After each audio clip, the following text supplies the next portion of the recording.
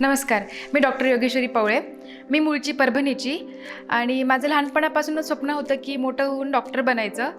पण 10वी नंतर म्हणजे स्वप्न होतं माझं डॉक्टर बनायचं, पण माझी आर्थिक परिस्थिती साधारणच होती.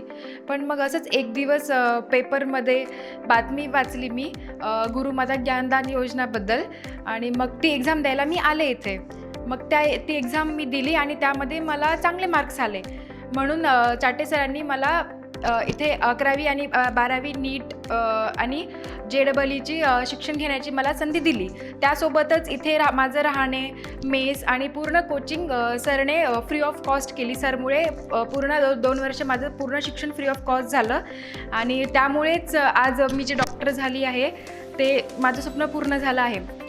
गुरुमाता ज्ञानदान योजना ही जी सरांनी योजना त्यांच्या आईच्या नावाने सुरू केली होती. यामागचा सरांचा उद्देश असा होता की आपल्या समाजामध्ये ज्या हुशार मुली आहेत, गुणवंत मुली आहेत, पण त्यांची आर्थिक परिस्थिती चांगली नसल्यामुळे ते पुढचं शिक्षण घेऊ शकत नाहीत. पण सरांचा उद्देश असा होता की अशा मुलींना आपण संधी देऊन त्यांना त्यांच्या पायावर उभा करणे.